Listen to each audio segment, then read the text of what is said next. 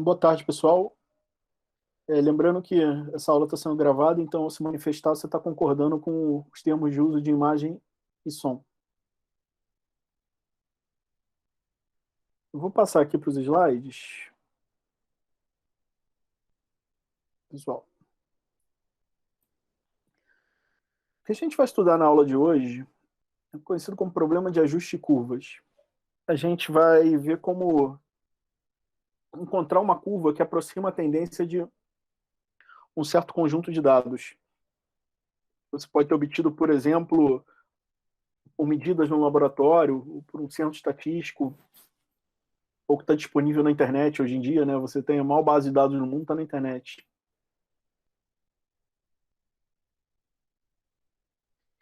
Só que antes de eu começar a falar de dados, como aproximar a tendência de dados no presente, eu quero fazer uma contextualização histórica. Falar do primórdios do que hoje a gente conhece como ciência de dados. Qual foi o período da história onde, na minha opinião, a gente entende hoje por ciência de dados a sua raiz? Foi no século XVI, século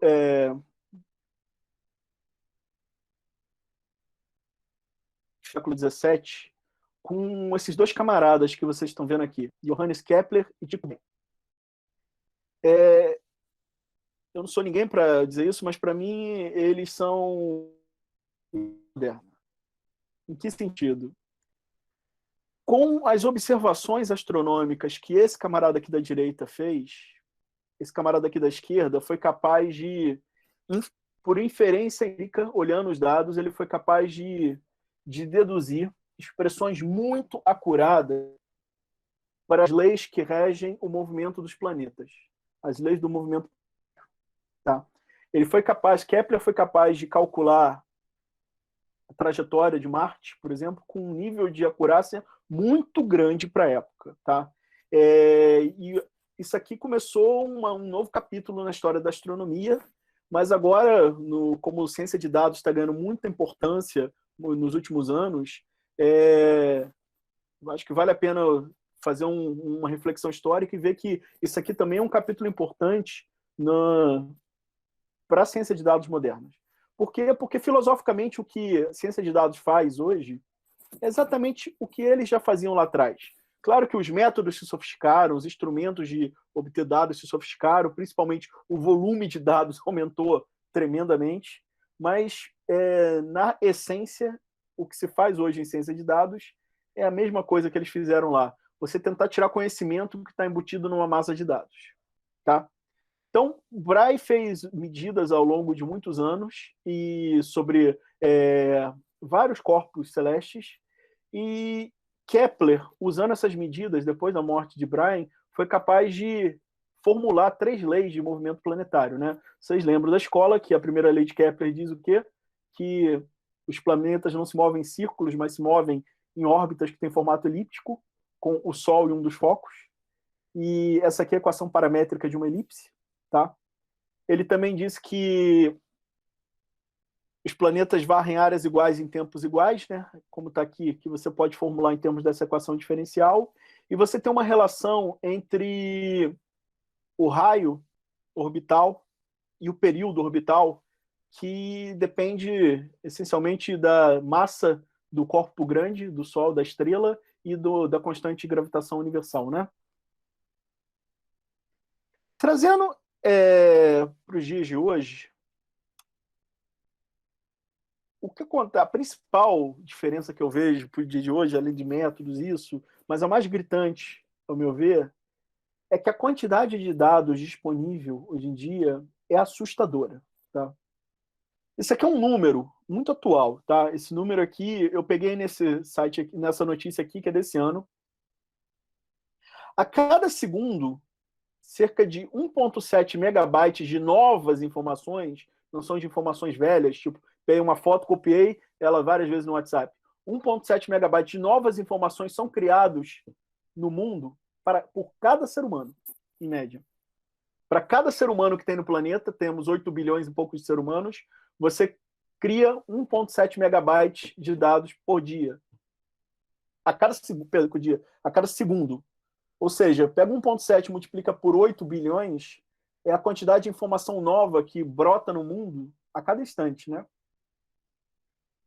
Estimaram, então, que o mundo tem hoje, isso aqui é no final de 2020, que a gente tinha da ordem de 44 zettabytes de dados.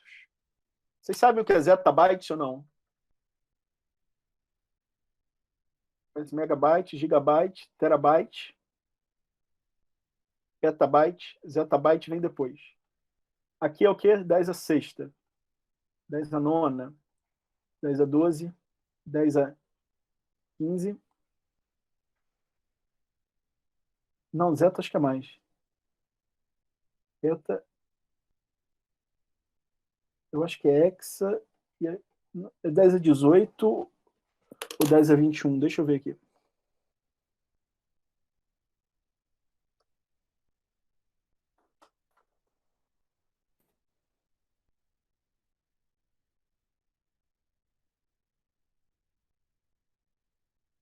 Zeta é 10 a 21, hexa é 10 a 18. Aqui é hexa, aqui é zeta, 10 a 21. Então, 44 zettabytes é um 44 com 21 zeros depois. É um número grande, né? Deixa eu dar uma ideia para vocês. Vocês sabem qual é a ordem de grandeza da idade do universo em segundos? Não. Uma coisa assim, 10 a 19 segundos. Isso aqui, você tem mais dados hoje no planeta do que o universo tem de tempo de vida em segundos. Tá? É muito dado. Por um lado, traz perspectivas muito boas, porque a gente pode extrair muita informação. A gente tem um mar enorme de informações à nossa disposição. Por outro lado, cria a dificuldade de como peneirar a informação útil nesse mar, porque desses 44 zettabytes, eu chutaria que pelo menos 40 deve ser de lixo, né? Professor, desculpe interromper, mas é que a Luísa falou que tem alguns alunos esperando para entrar na aula, isso. Não está aparecendo aqui. Pede para alguém sair e tentar de novo para aparecer aqui.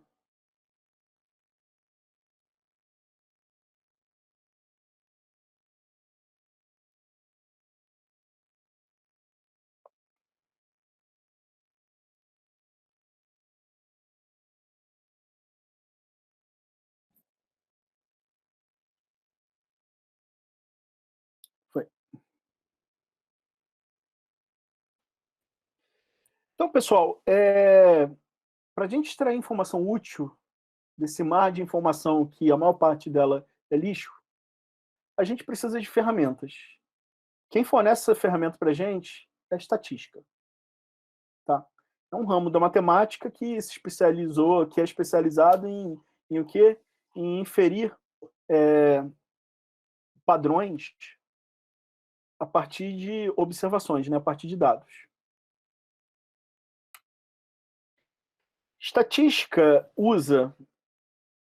Em estatística, a gente pode usar dois tipos de técnica. Um é muito mais usado que o outro. Eu vou comentar já qual é. Mas a gente tem, em princípio, à nossa disposição aqui duas técnicas. Tem mais técnicas, mas eu estou botando simplista. As duas mais simples que a gente tem para extrair padrões de dados são interpolação e regressão.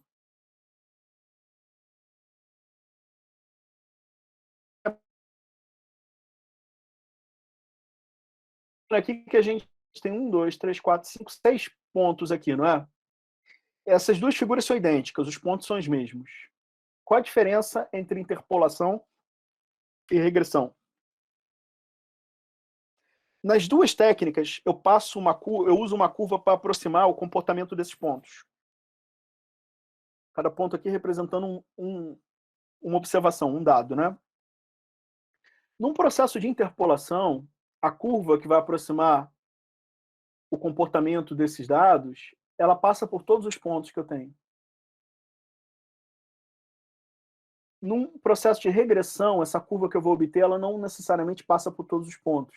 Ela passa próxima a todos os pontos. Vocês estão vendo aqui a diferença? Então, a curva interpolante aqui capturou todos os pontos que eu tinha. A curva regressora, ela fez o quê? Ela passou próximo de todos, mais de uns do que de outros, mas ela não exatamente, ela só passou por esse aqui, né? Ela não passou por nenhum dos outros exatamente. Então, eu acho que, pelo menos quando eu estudei isso a primeira vez, me saltava aos olhos que, eu gosto mais disso aqui porque pega todo mundo do que isso aqui. Imagine que eu tenho que aproximar, então, a tendência desses dados aqui, que vocês estão vendo aqui, que eu tenho uma quantidade grande de dados aqui, né? Tem muito mais pontos que eu tinha no anterior, e eu afirmo para vocês o seguinte, esses dados estão corrompidos com ruído. Pode ter vindo de um processo de medição num laboratório que tenha ruído, ou num processo de aferição, um censo, uma entrevista que a pessoa que deu as informações errou em algumas delas. Então tem ruído aqui. Vamos fazer a mesma coisa que a gente fez no anterior, vamos interpolar e vamos fazer uma regressão nesses dados? Uma interpolação aqui vai ter que capturar todos os dados, né? Então, olha a curva interpolante aqui. Ruidosa, né? Ela fica oscilando demais. O que se chama overfitting. Ele não é bom para capturar a tendência. Por outro lado, aquela regressão que num primeiro momento poderia parecer, ela está deixando coisa de fora. Vocês estão vendo que ela captura muito bem a tendência dos dados? Então, quando a gente está nesse contexto dos dados com ruído, uma regressão é muito mais robusta, um processo de regressão é muito mais robusto para capturar a tendência do que um processo de interpolação. E então, na aula de hoje, o que a gente vai dar ênfase é em regressão. Tá? Como é que é o problema de regressão, que também é chamado o problema de ajustar uma curva? Eu vou formalizar ele aqui. A gente começa pensando que eu tenho M observações, tá? Que vieram de algum processo de medição. O que são essas observações? Essas observações, cada observação consiste em um par ordenado x, y, tá? Onde x é uma grandeza independente e y é uma grandeza dependente. Pode ser, por exemplo, x pode ser o tempo e y pode ser a velocidade de um carro, tá? X pode ser a idade de um indivíduo e y pode ser a medida do colesterol do indivíduo naquela idade. O x pode ser o número de vezes que... Pensar aqui, o número de vezes que um certo automóvel de uma empresa se envolveu em acidente. E Y pode ser, de repente, uma métrica uma medida da vida útil desse automóvel. Qualquer relação que você possa estabelecer com um par XY, você pode fazer medidas e construir um conjunto de dados desse. Tá? O que a gente quer fazer é o seguinte, a gente quer descobrir qual é a curva que melhor aproxima a tendência desses pontos aqui. Tá? Uma curva que expressa bem a relação que existe entre x e y. Né?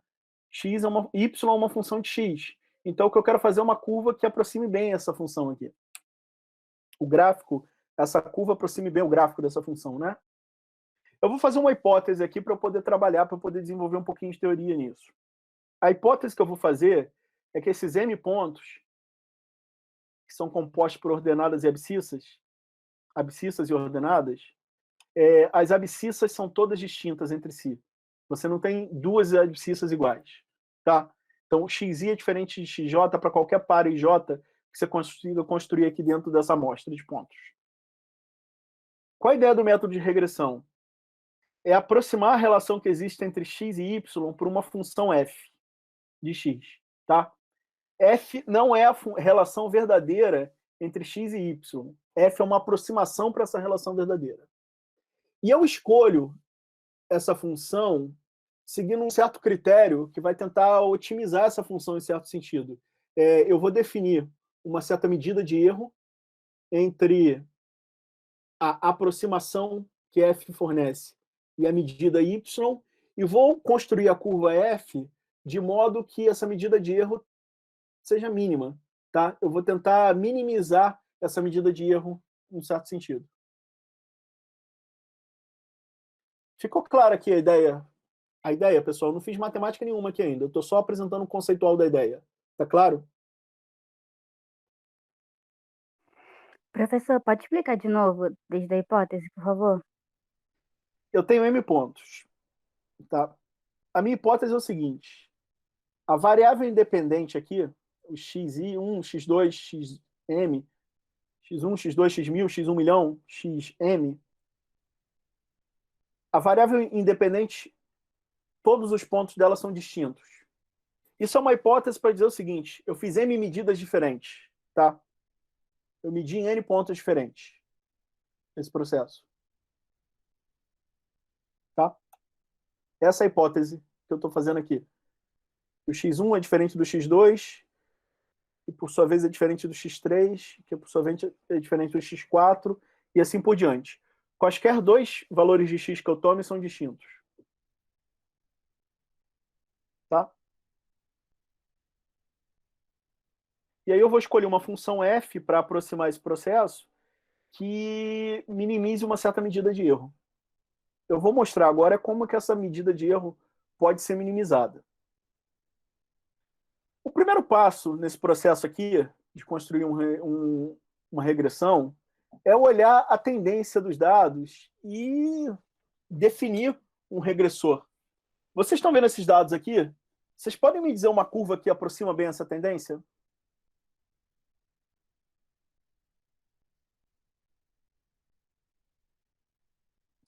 É uma reta, equação linear? Uma reta. Vocês concordam que uma reta aproxima bem a tendência? Eu não estou dizendo que a reta passa por todos os pontos. Eu estou dizendo que a tendência que eu estou observando visualmente nesses pontos é bem representada por uma reta, não é? Nesses pontos aqui atrás, uma reta não representaria bem a tendência, né? Mas essa curva aqui cúbica representa bem. Então é isso. Se eu escolher uma reta, eu sei que a equação da reta é o quê? Y igual a uma certa constante x, mais outra constante.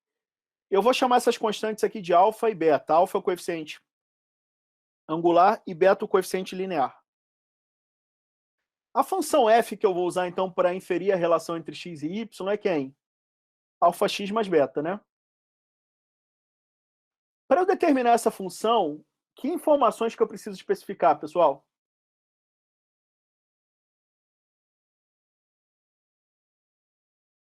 Para determinar a equação de uma reta, que informações eu preciso especificar?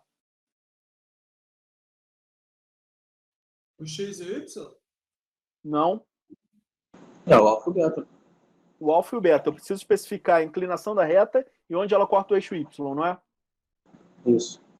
Então, para encontrar essa reta aqui, que aproxima bem a tendência desses dados aqui, eu vou precisar determinar o alfa e o beta dessa reta aqui, né?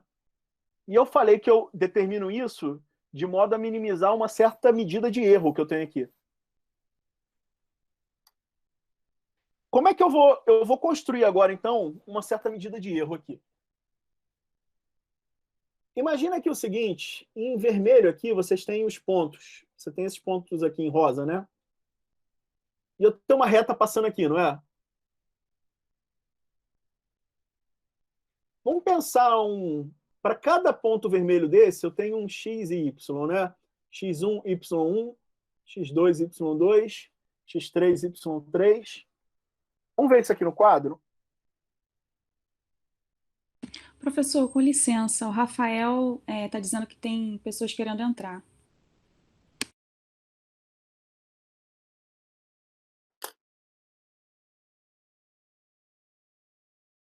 Pede para alguém deixar de entrar e entrar de novo, para poder aparecer aqui. Porque eu só vejo quando aparece aqui.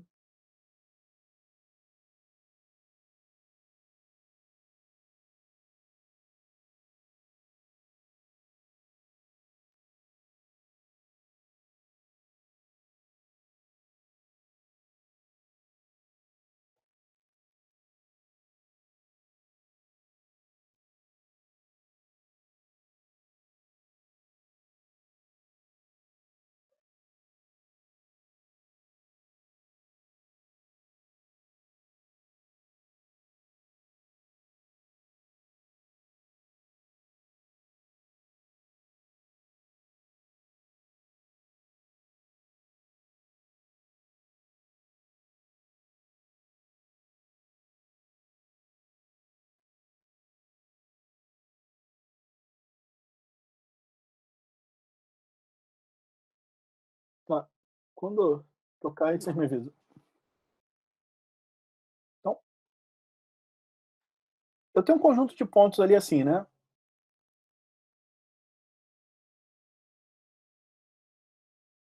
Eu notei que uma reta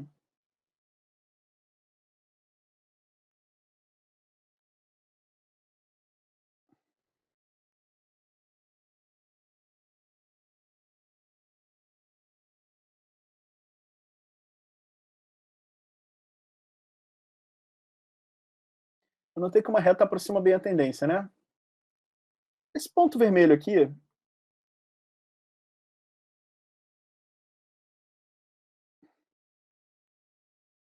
ele tem coordenadas x1, y1, né?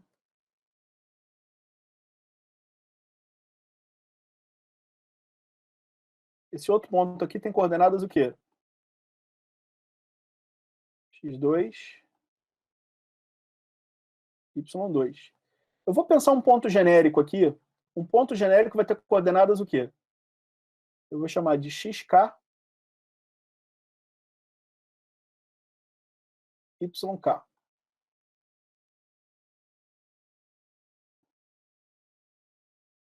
Essa reta aqui, ela tem a equação y igual a alfa x mais beta. Tá? Então, a função que está aproximando a relação de x e y é f. Quando eu pego esse ponto aqui, x1, e jogo, ele é y1, ele é o quê? Ele é f de x1, não é? Então, essa diferença aqui entre y1 medido e f de x1 calculado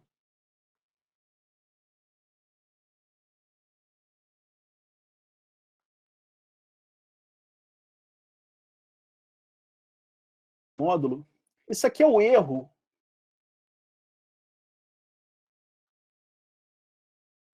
de aproximação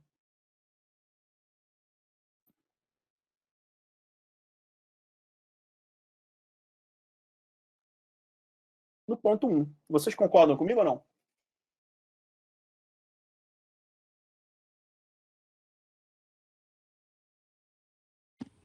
Professor, com licença, a Yolanda disse que a pessoa pediu de novo para entrar.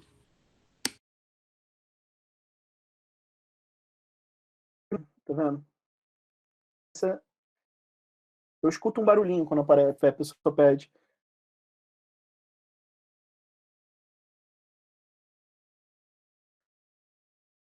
Pede para ela entrar de novo. Então, essa diferença entre o f de x1 e o y1 em módulo, ele é o erro de aproximação nesse primeiro ponto, não é? Eu posso definir um erro de aproximação para qualquer ponto aqui, não posso?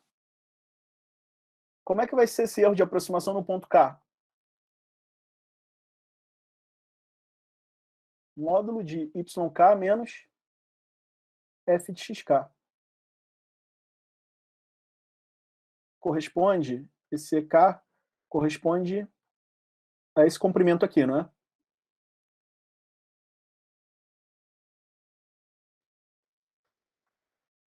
Vê se vocês concordam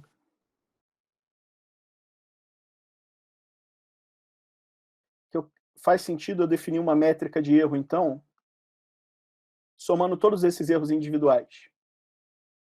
Eu tenho m pontos, eu vou somar os m pontos. Vou ter um EK aqui genérico no meio, eu tenho um EM aqui no final, né? Faria sentido eu definir uma medida de erro global como essa daqui? Eu acho que faz, não faz? Eu só vou o seguinte, cada erro desse aqui é o quê? É o módulo da diferença entre dois valores, não é?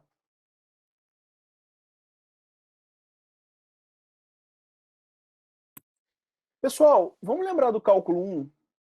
Se eu vou querer construir a curva f de modo a reduzir o erro, eu vou ter que minimizar essa função erro, não vou? Como é que a gente minimiza? Qual é o processo que a gente faz para encontrar um mínimo de uma função no cálculo 1? Deriva igual a zero. Eu, para minimizar essa medida de erro, vou ter que derivar em algum momento, não vou? Vai. Vocês lembram o que a função módulo e a derivada tinham de peculiar? Ela tinha, não sei se cúspide, alguma coisa do tipo assim, não é cúspide não. A função módulo, Uma quina. ela tem uma descontinuidade na derivada no ponto x igual a zero, não é? Isso. Ela não é derivável em x igual a zero. Então, eu estou usando módulo aqui nessa função. Se eu quiser derivar alguma coisa no zero, eu vou ter problema, não vou? Vai. Vocês me permitem, então, usar um artifício aqui para eu acabar com essa singularidade da derivada no zero? Eu posso botar um quadrado aqui? Eu posso ver esses erros como um quadrado, que é o módulo ao quadrado, o módulo some, né? Posso?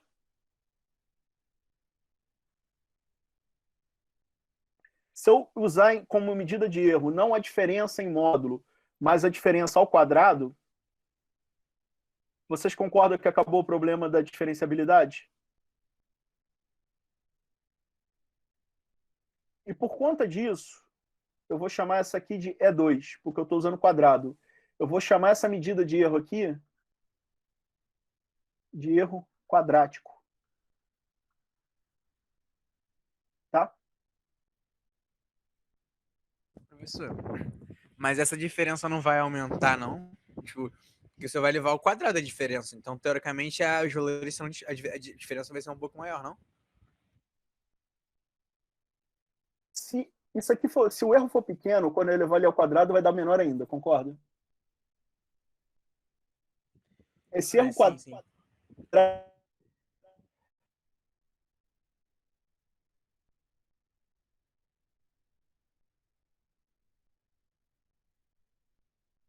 Quem vai contribuir muito é o erro grande.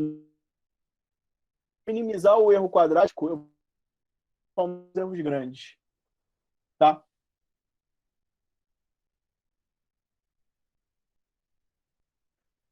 Então, aqui o que vocês veem é essa distância aqui corresponde a esse erro, né? O erro quadrático que eu vou fazer é tomar isso aqui ao quadrado. E estou somando cada uma das parcelas. Estão de acordo aqui? Professor, a Júlia não entendeu por que o quadrado acaba com o problema do zero. Pelo seguinte.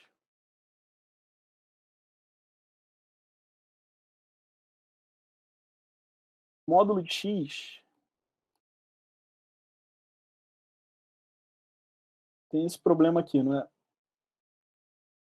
Tem um bico Quando aqui, x, então não é diferente. Professor, esse problema dá porque quando o senhor vai tirar a derivada no módulo, assim que chega em zero, ele tem dois valores possíveis, então ele explode, né? Ele não passa por zero. O problema aqui é que os limites laterais são diferentes. Então, você não tem uma derivada aqui. Tá? Então, se eu for derivar alguma coisa em zero, eu vou ter problema. Por que esse problema desaparece quando eu passo o quadrado? Pelo seguinte. Porque o módulo de x ao quadrado é igual a x ao quadrado. E nesse caso aqui, então, ao passar o quadrado, eu só avisei isso aqui, né? Eu passo a ter uma função aqui que é derivável na origem. Tá?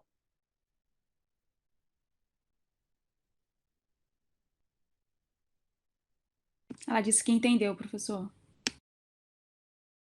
Eu lá naquela figura eu estou mostrando um f de xk dentro de cada parcela do erro, né? Agora a nossa f era o quê? A nossa f de x era quem?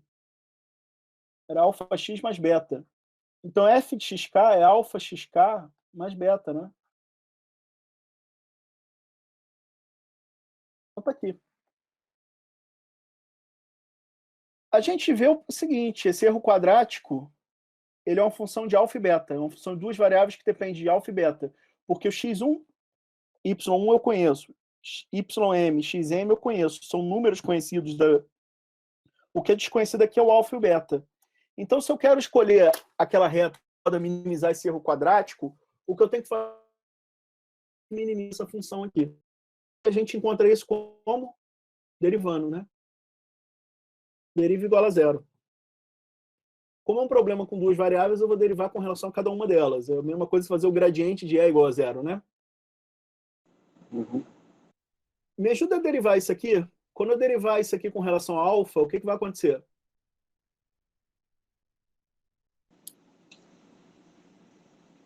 Não foi no quadro aqui.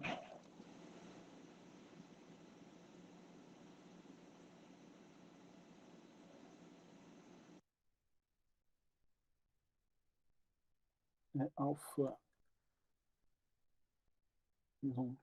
menos beta ao quadrado até yn menos alfa xm menos beta ao quadrado. Quando eu calculo essa derivada aqui do E2 com relação a alfa, o 2 desce aqui, então fica isso menos alfa menos beta. E pela regra da cadeia eu vou ter que derivar isso aqui agora. Quando eu derivar isso aqui agora, vai aparecer um x1 aqui, né? E isso em cada parcela, até que na última eu vou ter 2 yn menos alfa xm mais beta. Pela regra da cadeia, eu derivar esse termo aqui do parêntese, o alfa some, fica um xm aqui. Não é menos x1, não? É menos, você tem razão. É menos. E aqui é menos xm. Quando eu fizer a derivada com relação ao beta, vai aparecer o quê? Multiplicando aqui, menos 1, né?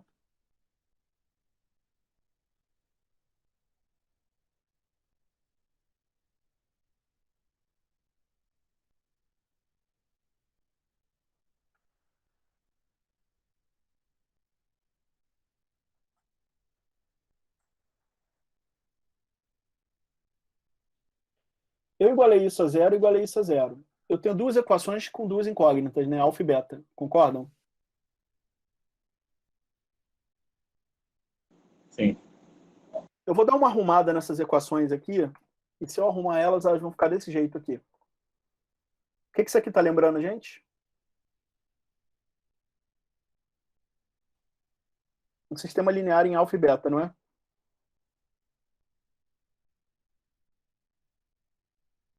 Vocês lembram que eu pedi, por hipótese, que todos esses x's fossem distintos entre si? Como todos eles são distintos entre si, essa matriz aqui tem determinante diferente de zero. Com isso, esse sistema tem solução única, não é? Eu ainda vou falar o seguinte, essa solução única aqui é o ponto crítico, não é? Dessa função E2. Eu, quando eu quero minimizar, eu, além de achar o ponto crítico, eu vou fazer o que para ter certeza que é um mínimo? Eu tenho que fazer um teste de segunda derivada, não tenho? Eu vou dar um argumento geométrico aqui para não precisar fazer isso. Eu vou afirmar que isso aqui de fato é um mínimo. Você sabe que isso é um mínimo, um máximo ou uma célula, não é? Provável. Não, provável não. Só tem uma dessas três possibilidades. Esse E2 é uma medida do erro que você comete ao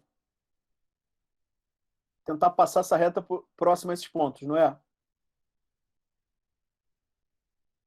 Eu posso pegar uma reta e sempre afastando ela daqui, não posso? Eu posso pegar essa reta aqui. Eu, além de girar ela, eu posso sempre afastando ela. Conforme eu estou afastando ela, o que está acontecendo com o erro?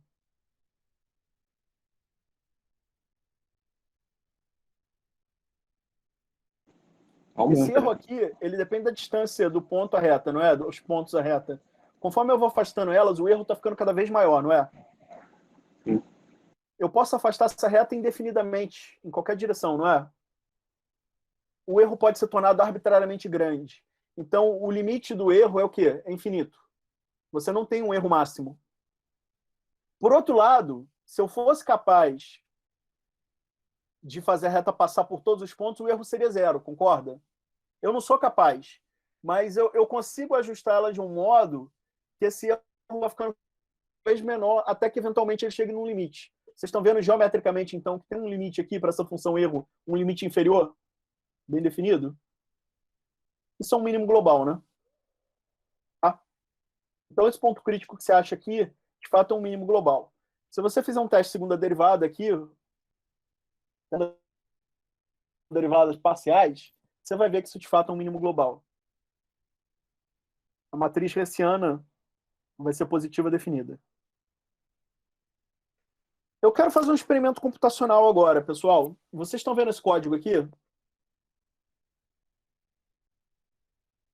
Eu vou passar esse código para vocês e eu queria que vocês fizessem esse experimento aí. Deixa eu abrir o Octave aqui.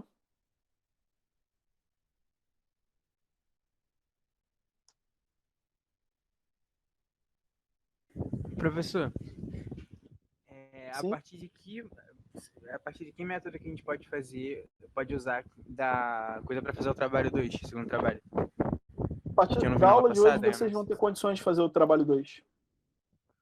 Você não conta as Depois aulas da aula de para hoje, vocês têm métodos todo... diferentes? Oi? Mas são quantos métodos diferentes possíveis para fazer o trabalho? O método é um só. Um só? É a forma da regressão que você pode escolher de diversas formas. Tá. O método é um método de mínimos quadrados que a gente vai ver daqui a pouco. Tá bom, valeu, professor. Pessoal, eu mandei um código aqui, né? Eu mandei um esboço de código aqui. Eu não sei se foi tudo, peraí. Não, não foi tudo, foi...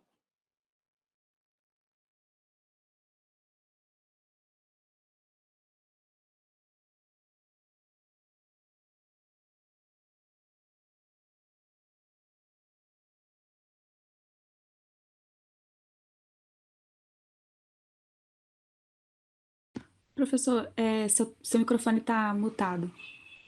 Eu acho que ele caiu da sala. Ele caiu da sala, só tem uma conta dele aqui. Eu caí, eu voltei. Vocês estão vendo a tela? Não, né? Não. Então, peraí.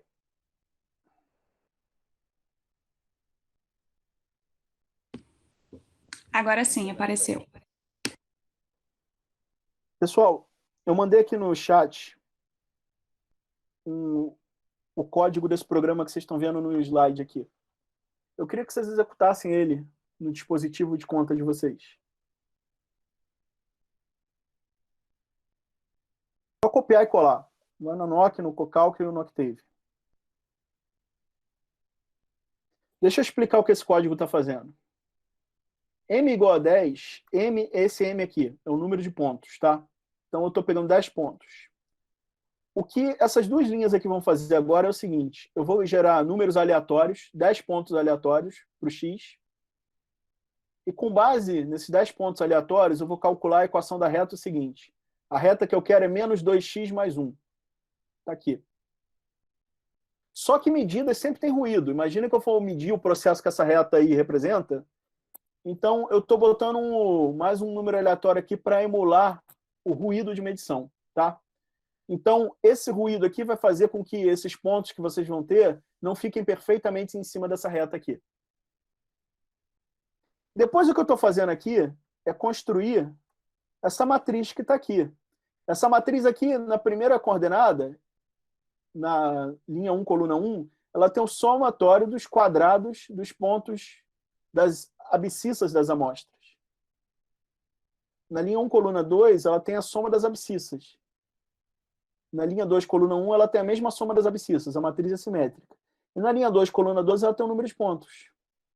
Do lado direito, eu tenho a soma dos produtos cruzados x e y na primeira linha e tenho a soma dos valores de y na segunda. Vê se não é isso que eu montei aqui, ó.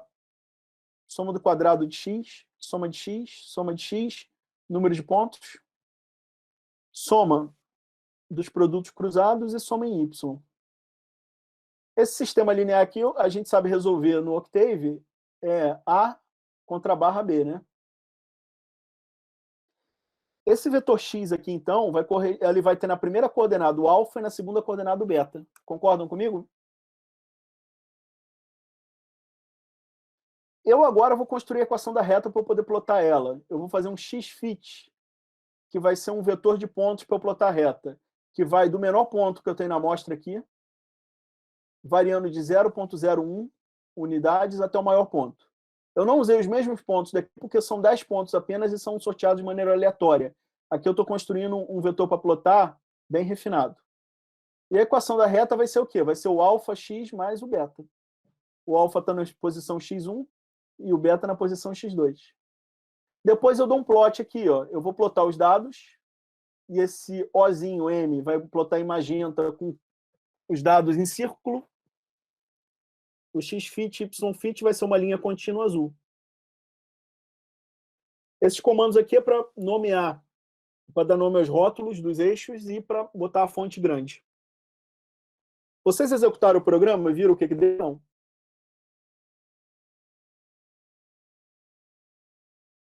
Alguém executou o programa? Eu executei, professor. Aí, de fato, apareceu a reta e os pontos. E a reta, tipo... Professor, será que você pode mandar de novo? Porque eu fui pro computador para rodar o cálculo, só que não tá mais aqui. Peraí. Apareceu essa reta aí mesmo. Eu aposto o seguinte. Eu aposto que a reta, os pontos são parecidos com esse, mas não são exatamente iguais a esse aqui, não. Concordam comigo ou não? Alguém obteve exatamente igual? Não, não são exatamente iguais, não. São até meio diferentes os pontos. Por quê? Esses pontos foram obtidos aleatoriamente, né? O gerador de números aleatórios do meu computador vai ter uma coisa, vai obter uma coisa. O de vocês vai obter outra. Tá claro? Só que o processo de regressão é o mesmo, né? O processo de construção da reta é o mesmo. Então, se você seguir a metodologia de construção da reta, a gente vai obter um ajuste para os seus pontos, um ajuste linear para os seus pontos, né? Professor, Isso é chamada regressão linear simples. Professor, o Matheus está perguntando se o senhor pode explicar o código novamente. Posso. Aqui eu defino o número de pontos e aqui eu sorteio números aleatórios para o x e para o y, poluindo o y com ruído, tá? Aqui eu estou construindo a matriz A, essa matriz aqui. E o vetor B. Tem soma dos quadrados na primeira posição aqui, tem soma dos quadrados de x na primeira posição, soma de x aqui nessa segunda, na primeira da de baixo e m. Aqui no B, a primeira linha é a soma dos produtos cruzados de x e y, e na segunda linha a soma dos valores de y. Ó, soma do quadrado de x, soma de x, m, soma dos produtos cruzados, soma de y. Resolvi o sistema. Depois eu construo a reta, lembrando que o primeiro coeficiente de x aqui é o alfa e o segundo é o beta, então alfa x mais beta. Tá? E depois eu ploto a figura. Tá clara a explicação do código?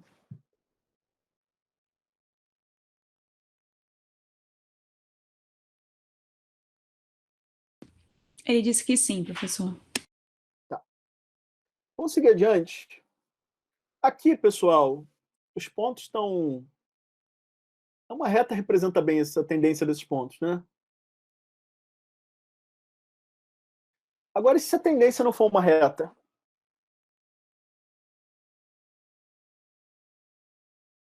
Como é que a gente procede?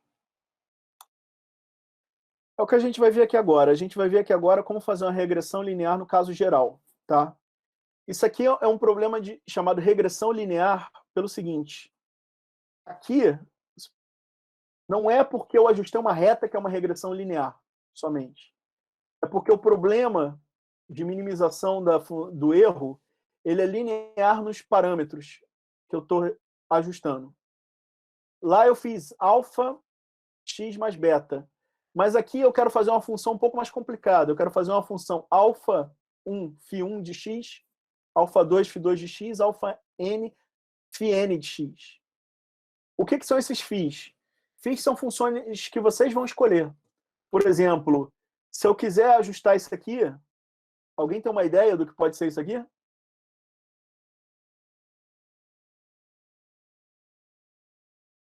Que função que vocês conhecem que tem mais ou menos essa tendência aqui? Senoide? Pode ser uma senoide. Então, você pode fazer aqui o seguinte. Você pode fazer o φ1 seno, o φ2 cosseno. Mas eu também posso pensar que tem 1, 2, 3, 4 inflexões. Eu posso pensar que isso aqui é um polinômio de grau 5 também, não posso? Pode. Aí o φ1 seria 1, o φ2... O φ1 seria x à quinta, o φ2 x à quarta, o φ3 x ao cubo, o φ4 x ao quadrado, o φ5 x e o φ6 1. Concordam? Ah, sim, entendi. Então cada φ desse representaria uma possível, Uma função. função. Entendi. Cada φ desse é um ingrediente fundamental para construir a função. E esses alfas são uma espécie de botões que você vai girar para moldar essa função os pontos, entendeu? Tipo angulação ou não? Angulação, onde corta no eixo x, translação, Entendi. todos esses estão dentro dos alfas, né? Quando é polinômio, é trivial de ver isso, né? Mas não, a gente não precisa ter o mundo polinomial. Você está vendo que essa função aqui, uma senoide deve representar melhor que um polinômio, talvez, né? A amplitude é perto de 1, tá vendo? Essa daqui, que função você acha que representaria bem? Exponencial? Essa daqui eu não acho uma exponencial, não. Não, é de baixo. Professor, mas e se a tendência não se tocasse? Tipo, ficasse uma função de um lado ou do outro, sei lá. Suponhamos que tem os dois lados, o menos e o mais. Aí ela não tocasse o centro, se fosse sei lá, duas funções exponenciais de valores opostos ali, no caso. São tendências bem diferentes, você está dizendo, né? Não tem uma única função que aproxime elas. Você pode construir um regressor para o lado da esquerda e um para o da direita. Tá? Entendi. Mas também dá para... Você pode construir um para a direita e para a esquerda e você pode somar uma certa função que faça eles casarem bonitinho. Se for possível, eles casarem bonitinho. Tem funções que tem descontinuidade mesmo, tá? Essa daqui, que funções vocês usariam como ingrediente aqui, para tentar ajustar? Pode ser um x² também, essa segunda, x ao quadrado. Ó, aquela ali parece uma parábola, né? Então poderia ser um α1 x ao quadrado mais um α2x mais um α3. Concordam? Mas existem umas que têm cara de parábola. Isso poderia ser um α1 x quarta, por exemplo, mais α2. Concordam? A função x à quarta também é assim, né? Só é mais aberta. X à sexta. Tá? Essa aqui, vocês têm alguma ideia? Essa aí pode ser exponencial, não? Um exponencial. E essa aqui?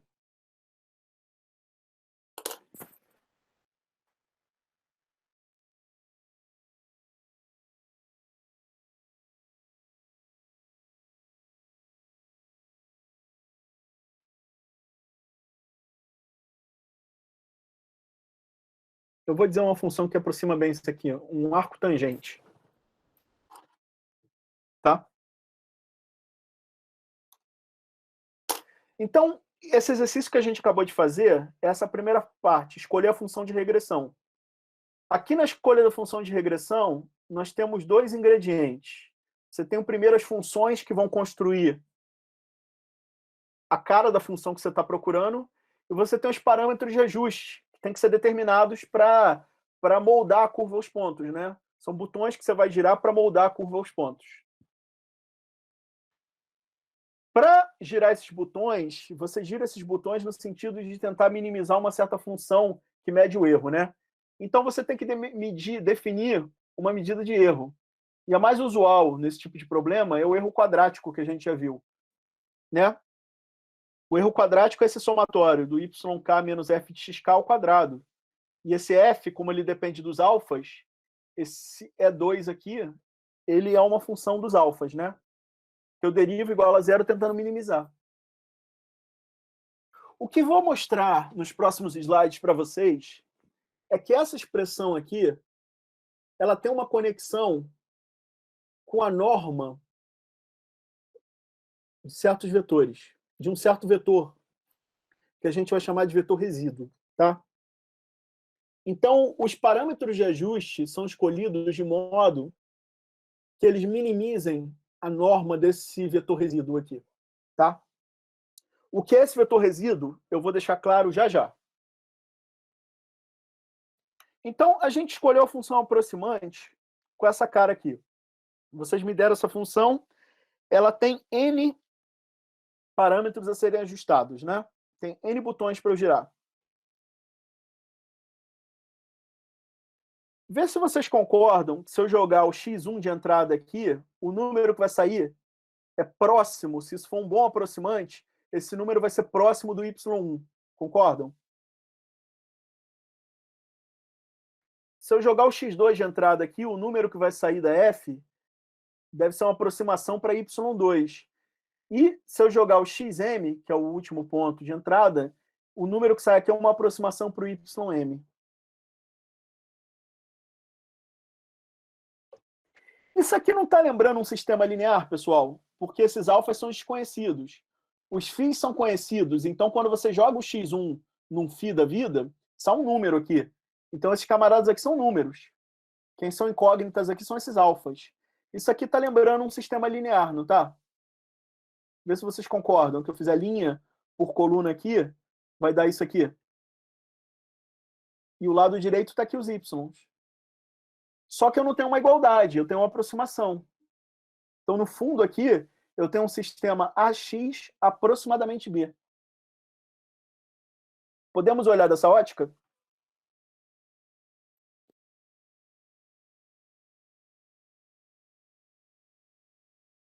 Eu vou chamar a atenção para vocês que esse aqui não é um sistema linear quadrado. O número de linhas e o número de colunas é diferente. Eu tenho M linhas e N colunas, vocês estão vendo? E, em geral, nesse tipo de problema, o M é muito, muito maior do que o N.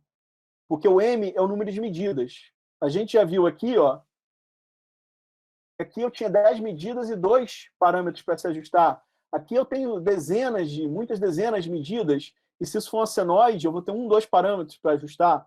Aqui uma quadrática eu vou ter 3 parâmetros para ajustar e dezenas de medidas. Então, o M é maior, em geral, muito maior que o N. Então, isso aqui é um sistema tipo altinho magrinho, né? Concordam comigo? Sistemas altinhos magrinhos, tipicamente, eles têm uma única solução, eles têm infinitas soluções ou eles não têm soluções? Me digam.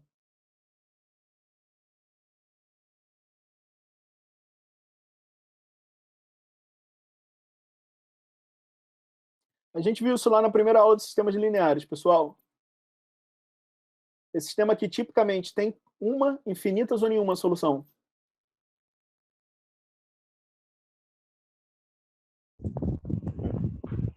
Acho que uma, não? Não. Infinitas. Vamos pensar aqui. Também não. Cada equação aqui, ela define uma certa restrição para o problema, não é? Então, cada equação que eu vou colocando a mais, eu estou tornando o meu problema mais restrito, não é? Se eu coloco o número de equações igual ao número de incógnitas, geralmente eu tenho uma solução única, né?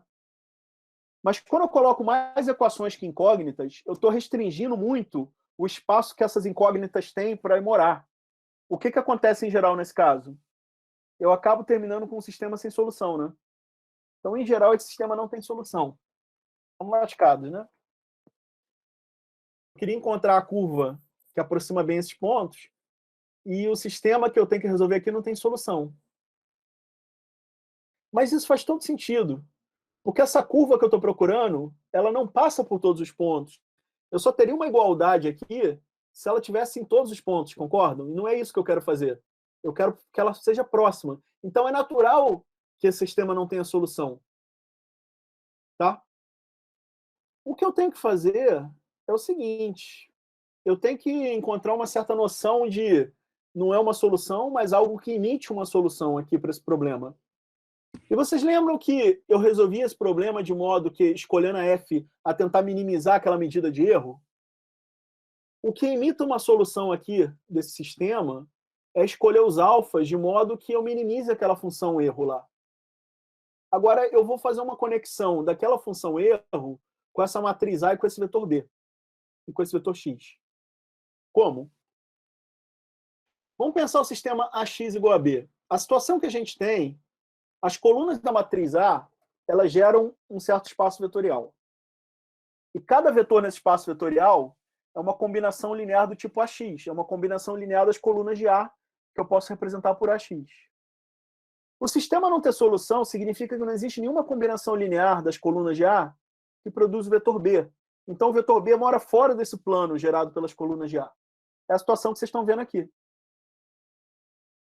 Agora, vê o seguinte, a diferença entre o vetor A e o vetor AX, um vetor AX aqui, e o vetor B, é esse vetor vermelho aqui, né? Se eu somo o B com esse AX menos B aqui, eu tenho o AX aqui embaixo. Esse vetor diferença aqui, AX menos B, eu vou chamar de resíduo. Por quê? Porque ele é uma espécie de medida de o quão longe eu estou desse sistema de ter uma solução. Se o AX menos B fosse zero, significaria que o vetor B está contido nesse plano cinza, então teria uma solução, né? Quando isso aqui é diferente de zero, é porque o sistema não tem solução. Tá claro isso, pessoal?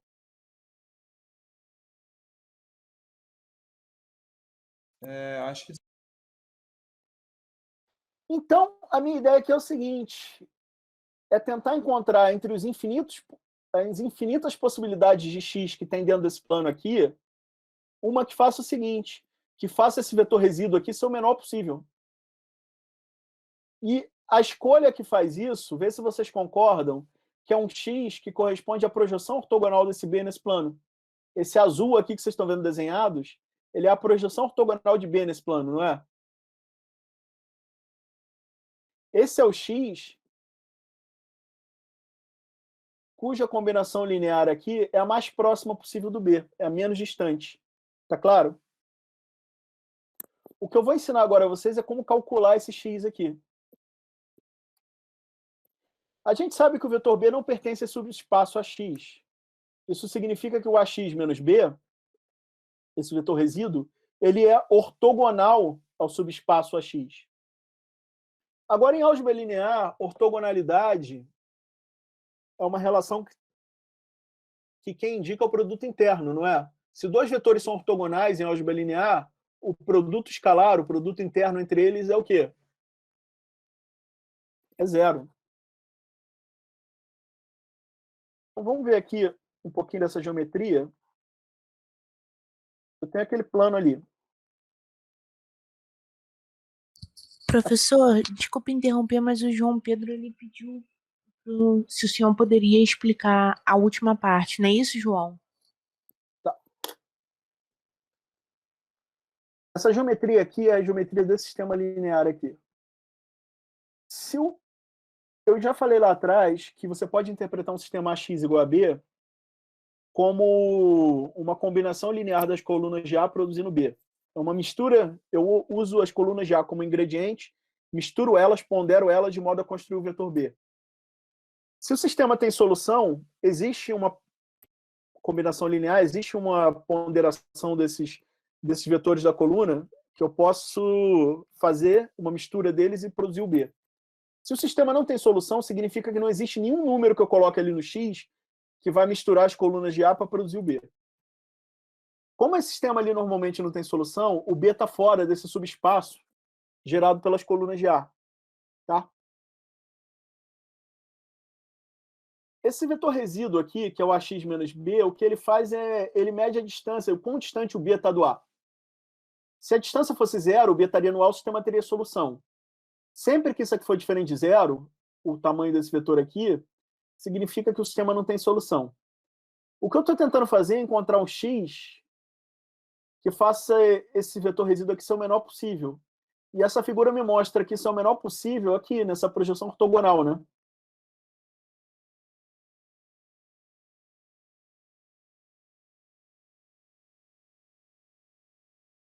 Ó, aqui está o B.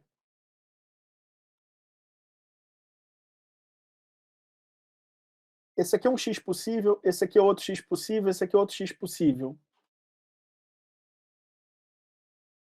O erro aqui está aqui, não é? É o comprimento desse vetor. Aqui a distância está aqui. Aqui é a projeção ortogonal. Dessas três distâncias aqui, qual é a menor delas? Essa aqui, não é? Essas aqui que têm ângulos oblíquos, elas têm comprimento maior, né? Concordam?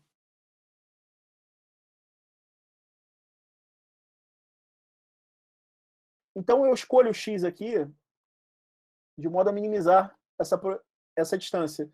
Eu escolho o x que corresponde à projeção ortogonal do vetor verde nesse plano aqui. Tá? A projeção aqui dele, outra é essa outra aqui é essa, né?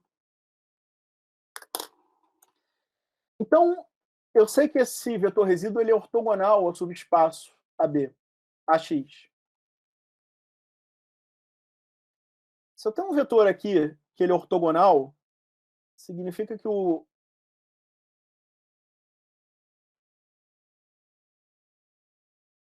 produto escalar desse vetor aqui, ou qualquer vetor que mora aqui dentro, é zero.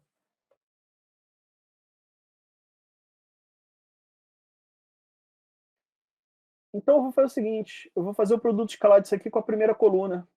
Vou fazer o produto escalar disso aqui com a segunda coluna da matriz. E essa matriz tem n colunas. Se esse vetor aqui é ortogonal ao plano, ele é ortogonal a todas as colunas dessa matriz A. Agora, uma maneira matricial de escrever o produto escalar é eu escrever A1 transposto a x menos b. A2 transposto a x menos b. AN transposto a x menos b. Agora, eu estou vendo aqui que esse cara aqui em comum ele está sendo multiplicado pelo transposto de cada um dos vetores da coluna de A. Vê se vocês concordam que isso aqui é a mesma informação que dizer que eu estou multiplicando essa matriz A transposta aqui à esquerda desse vetor aqui. Fazer isso com cada uma das colunas de A é a mesma coisa que fazer com a transposta de uma vez. Aqui estava produzindo sempre um número zero. Quando eu agrupar tudo isso numa forma matricial, vai produzir o vetor zero. Então, essa relação de ortogonalidade dá essa equação aqui. E se eu fizer a distributiva da matriz transposta aqui, eu fico com uma equação A transposto AX é igual a A transposto B, que é chamada equação normal. Aquele sistema X igual a B ele era retangular, ele era altinho e magrinho. Esse sistema linear que tem aqui, ele é quadrado. E mais, ele tem uma única solução. A solução desse sistema linear é quem? É justamente o x que minimiza essa distância aqui. É justamente o conjunto de parâmetros de ajuste que minimiza aquela medida de erro do ajuste. Tá? Tá claro isso, pessoal?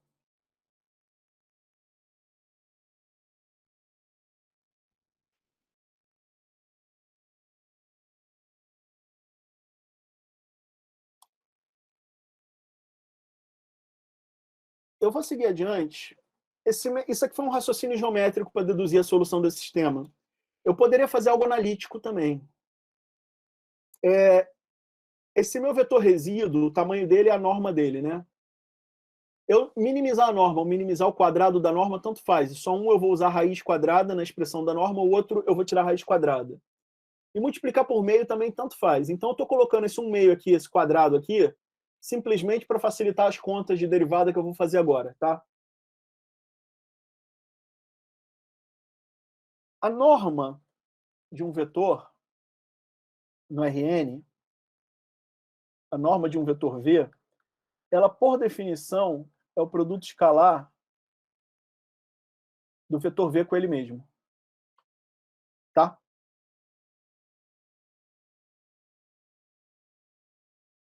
é a raiz disso. Então, a norma ao quadrado é o produto escalar do V com ele mesmo. E isso aqui é o quê? É um V1 ao quadrado até um Vn ao quadrado. A gente lembra isso de álgebra linear, não é? Produto escalar de um vetor com ele mesmo. Se vocês olharem aqui, quem eu estou colocando de entrada aqui é o AX menos B. Quem é o AX menos B? O AX está aqui. E o menos B está aqui. O AX menos B, então, é essa equação, o primeiro componente dele, o AX menos B, é essa equação aqui, menos Y1. A segunda é a outra aqui, menos o Y2. E a última é isso aqui, menos o YN. Quando eu tomo o quadrado da norma, eu vou pegar essas diferenças que eu acabei de mostrar aqui e elevar ao quadrado. Então, essa função aqui, os alfas estão dentro desse x aqui, né? Isso aqui é uma função dos alfas, eu posso minimizar. Só que eu vou fazer as contas aqui vetorialmente, que vai sair mais elegante. Esse AX menos B aqui é o produto interno dele com ele mesmo. O produto interno eu posso representar por esse transposto aqui. E agora eu posso fazer a distributiva disso aqui e isso aqui com relação a isso. Só que eu lembro o seguinte, quando eu fizer a transposta aqui, alguma coisa acontece. Eu tenho ali um φ de x é igual a 1 meio de AX menos B transposto AX menos B. Isso aqui é 1 meio de x transposto A transposto menos B transposto AX menos B. Quando eu fizer a distributiva aqui, vai ficar x transposto A transposto A x menos x transposto A transposto B menos B transposto A x mais B transposto B. Para minimizar isso, eu teria que fazer as derivadas parciais de cada ordem, que é a mesma coisa fazer o gradiente igual a zero. Quando eu calcular o gradiente disso aqui, isso aqui é uma expressão quadrática em x, isso aqui é uma expressão linear em x, essa é uma expressão linear em x, isso aqui é uma constante. Então, quando eu derivar isso aqui com relação ao vetor x em cada componente, esse vai morrer. Esses dois aqui, eu consigo fazer uma manipulação algébrica para juntar eles, e um x vai sumir na derivação, e aqui o x transposto some. Quando eu faço isso, eu acabo com essa expressão aqui que a gente já viu, que resulta na equação normal. Tá? Então, tanto pelo caminho geométrico como pelo caminho analítico, eu acabei nessa equação normal. A função φ aqui, como ela é uma soma de quadrados, vai ficar óbvio que ela é convexa. Então, o ponto crítico dela é um mínimo global, né? Tá? Então, esse formalismo analítico aqui também dá outra evidência para a gente que isso aqui é um mínimo global.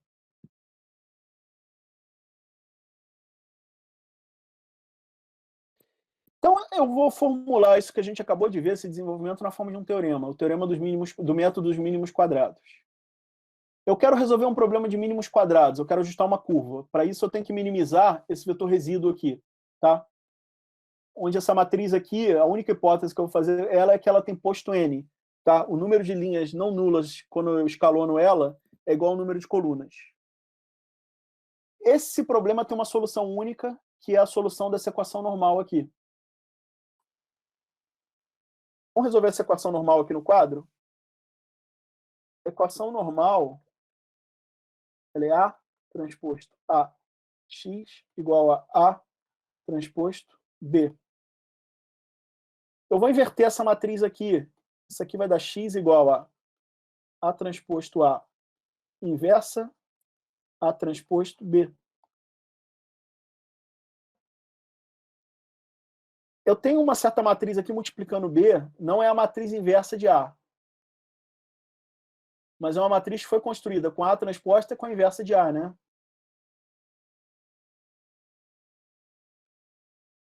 Essa matriz aqui, ela é muito importante e ela tem um nome.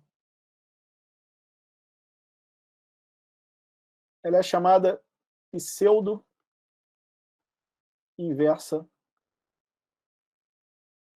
de Moore, estatístico do século XX, Penrose. Roger Penrose, que foi o Prêmio Nobel de Física do ano passado. Tá? É o Penrose dos buracos negros, é o cara que criou a ideia de buracos negros, desenvolveu, foi o primeiro, mas tem resultados muito importantes na teoria de buracos negros. Tá? Os dois chegaram nesse resultado aqui independentemente. Então, a matriz homenageia os dois.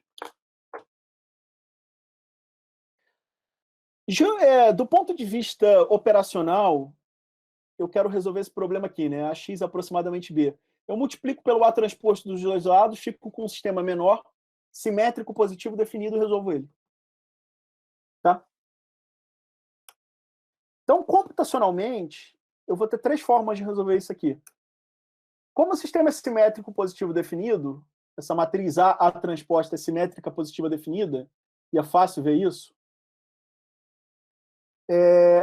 eu posso fazer a fatoração Cholesky dela, e vocês já viram que Cholesky vai quebrar esse sistema simétrico positivo definido em dois sistemas triangulares.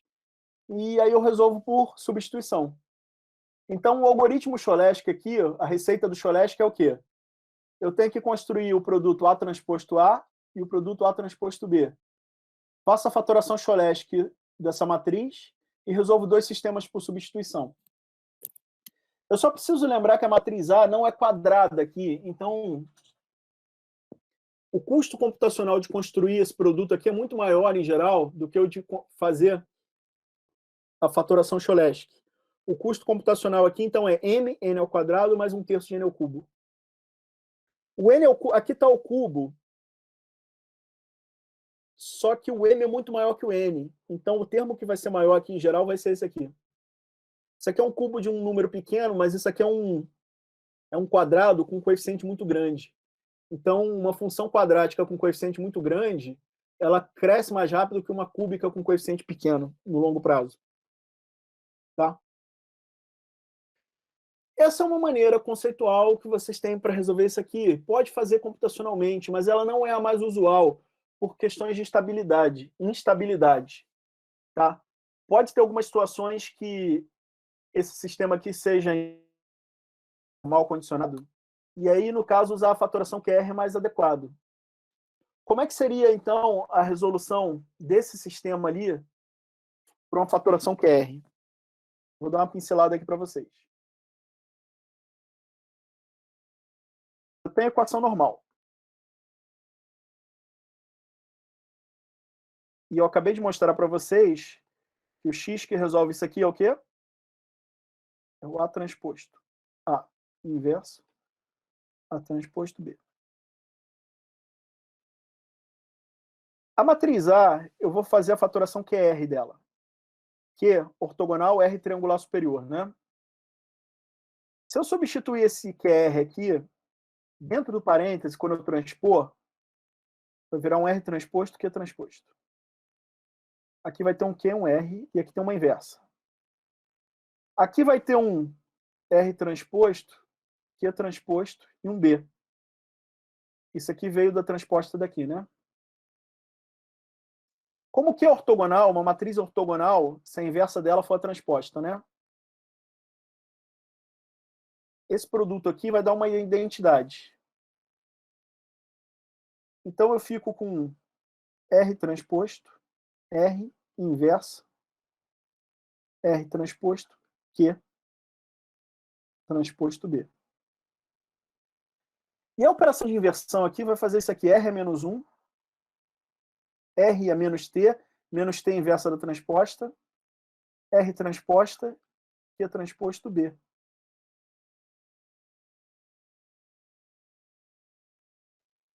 Esses termos aqui, de novo, vão virar uma identidade. E eu estou com as contas um pouco bagunçadas aqui, mas eu vou levar isso daqui para cá. Eu vou acabar, então, que x é R menos 1, Q transposto B. Que se eu multiplicar por R dos dois lados, é isso. Isso aqui é um sistema triangular superior. X é minha incógnita. Eu tenho uma matriz ortogonal Q aqui. E tem um vetor B.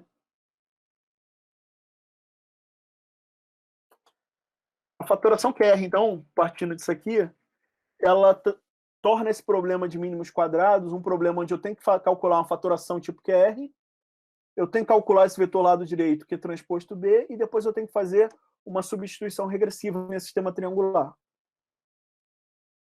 O custo computacional é aqui, 2mn ao quadrado menos 2/3 n ao cubo. Você repara que o coeficiente aqui do quadrático é maior, é o dobro do anterior. Então, o custo de resolver esse problema via QR é maior. Só que se eu aumento o custo, alguma coisa eu devo ganhar, eu ganho estabilidade. Esse aqui é o método arroz com feijão, o método do dia a dia de resolver mínimos quadrados hoje em dia, tá? Tem algumas décadas que é assim. Esse é o método que o Octave tem implementado. Como é que eu resolvo esse problema de mínimos quadrados no Octave? Da mesma forma que você resolvia um sistema linear quadrado. Você tem uma matriz retangular, você tem um vetor B, isso aqui é um sistema altinho, magrinho, né? Você faz A contra a barra B, isso dá a solução. Só que, lembra que eu falei que esse comando contra a barra é muito esperto? Ele vai entender que isso aqui não é um sistema quadrado, vai entender que isso aqui é um sistema altinho, magrinho, e vai usar a fatoração QR para resolver. É claro, pessoal?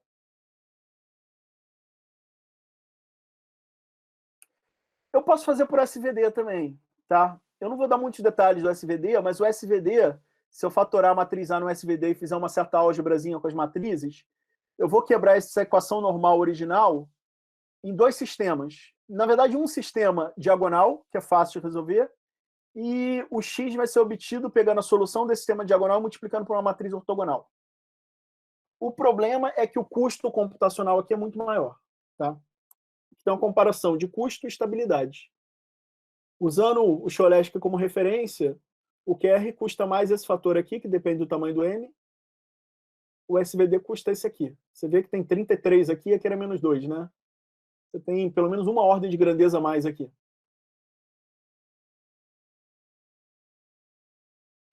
Alguma dúvida sobre isso, pessoal? Eu sei que é muita teoria, é muito denso. Tem alguma dúvida?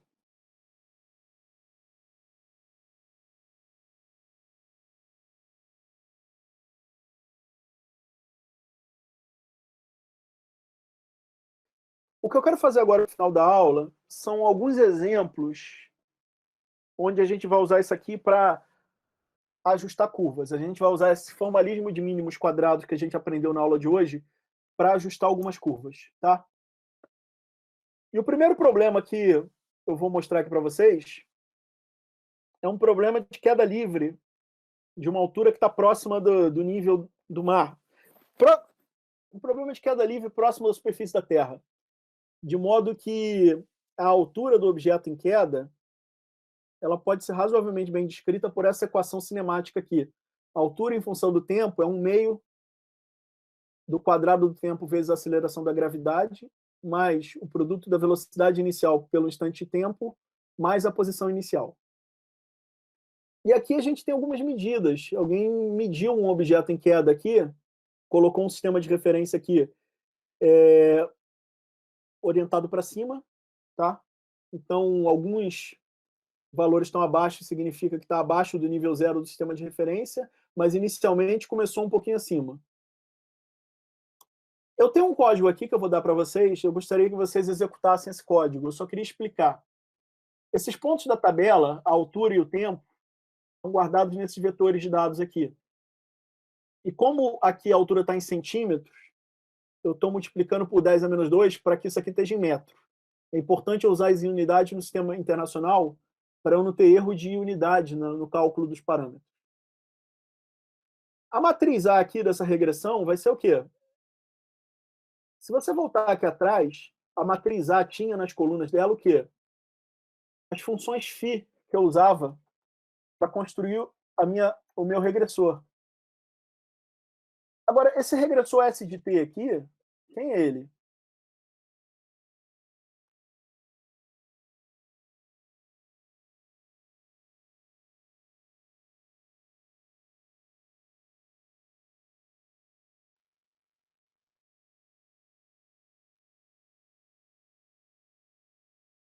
Se eu colocar isso aqui naquele formato, eu queria colocar isso aqui naquele formato alfa1, φ1,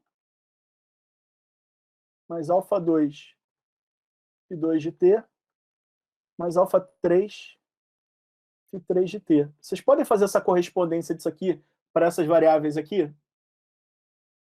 Quem é o φ1 de t? Quem é o φ2 de t? Quem é o φ3 de t aqui?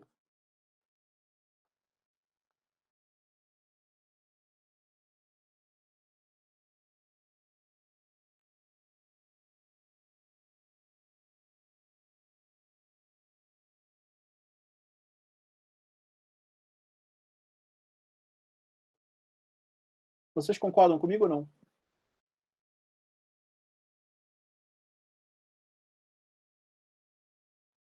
Professor, a Júlia perguntou quantos parâmetros, como saber quantos parâmetros o regressor vai ter? Você conhecendo bem o problema, você consegue ter uma pista disso.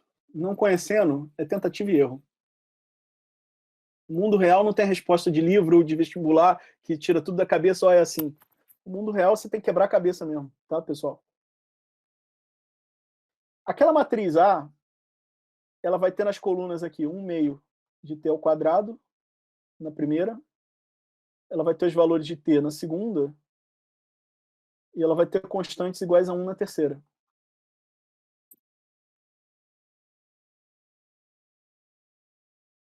E é isso que esse código está fazendo. 0,5 tempo ao quadrado, tempo, UD.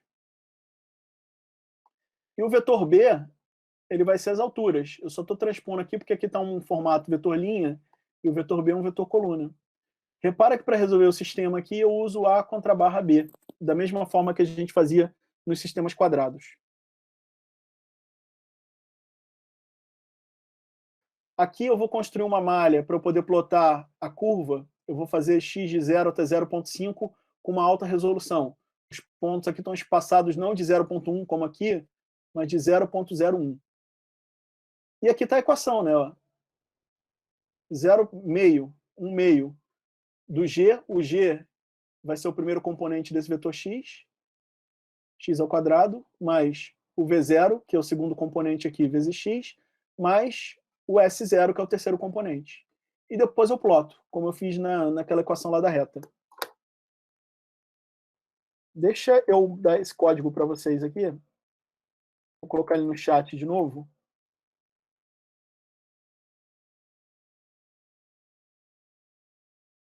Eu queria que vocês executassem esse código aí e me digam o que vocês obtêm.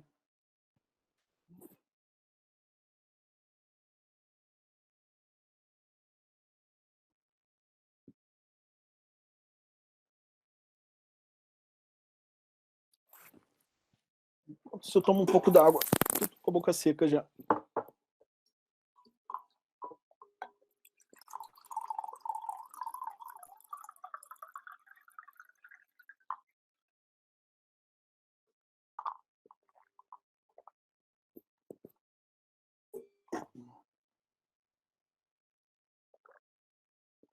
Alguém fez?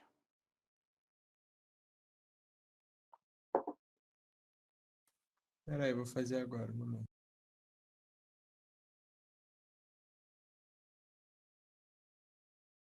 Responderam aí que dá uma parábola.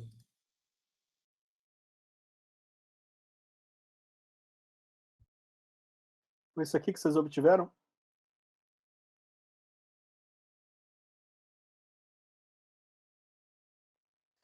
Esses pontos foram medidos, né? Alguém mediu o tempo de queda do objeto. Você está vendo que a parábola ela não passa por todos os pontos, mas ela captura muito bem a tendência, né?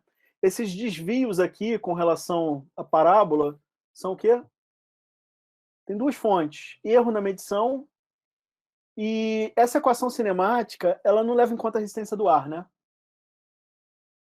Esse tipo de modelo aí cinemático, ele não leva em conta a resistência do ar. Por isso que tem que ser muito próximo à superfície da Terra, para que a resistência do ar não tenha um papel preponderante nesse problema. Mas se você largar, por exemplo, largar essa caneta aqui dessa altura, 1 metro de altura, essa aproximação aqui é muito boa. Se você conseguir tirar uma foto estroboscópica e medir, você vai ver que esse modelo ajusta muito bem os dados. Posso seguir para o próximo exemplo, pessoal? Pode sim. Uma dúvida, nesse caso da parábola, eu não... os pontos já são iguais ao seu, então, tipo, os pontos são definidos, né? Acho que você falou isso. Eu tinha os pontos de medida aqui, né? Eu tinha essa tabela que eu peguei no laboratório. É verdade, tudo bem, obrigado. Pessoal, o próximo ponto que eu quero ressaltar é o seguinte. Eu falei em definir uma medida de erro, não foi? Para o ajuste, a gente obtém a curva minimizando uma certa medida de erro. Eu induzi vocês a chegar naquela expressão do erro quadrático, mas outras medidas de erro também são possíveis. Por exemplo, tem uma variante do erro quadrático, é o erro médio quadrático. Eu, além de somar os quadrados aqui da diferença, eu posso dividir pelo total de pontos e tomar a raiz. O ponto que minimiza aquele e esse é o mesmo. Só que, em termos de computação, às vezes esse aqui é um pouquinho mais estável, porque está dividindo por m aqui dentro. Então, às vezes é mais útil a gente usar essa daqui.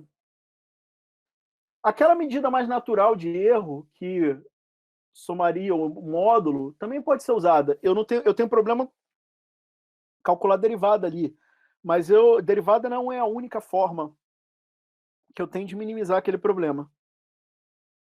Tem métodos numéricos que não usam derivadas. E, de repente, eu posso querer usar uma métrica de máximo, pegar a maior distância aqui como medida de erro, tentar, de certa forma, reduzir a distância da curva ao ponto que está mais longe, por exemplo. Então, essas outras métricas de erro aqui são possíveis.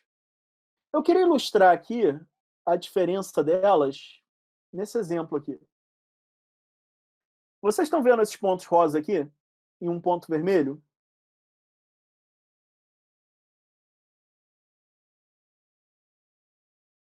Esse ponto vermelho está muito distante dos outros, não está? Um ponto, assim, em estatística, esses pontos que são muito distantes do conjunto são chamados de outliers. São chamados de pontos extremos, tá? Muitas vezes eles estão aqui não por uma característica do fenômeno em si, mas por um erro grosseiro, um processo de medição. Mas pode ser que eles sejam valores exóticos, que realmente fazem parte do fenômeno e são raros, tá? A questão que eu quero mostrar aqui é o seguinte: imagine que eu minimize aquela distância quadrática e obtenha essa reta aqui. Essa reta aqui é obtida por um ajuste de mínimos quadrados com esses pontos. O que vocês podem observar aqui? Essa reta está ajustando bem a tendência desses pontos?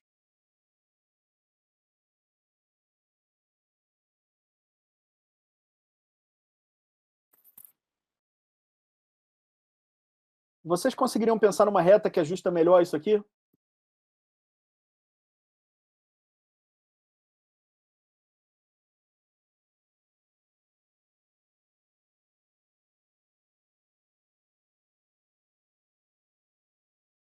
Estão respondendo que não.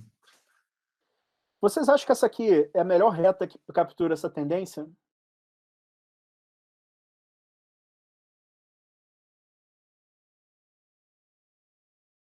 O João Pedro perguntou se descarta o outlier.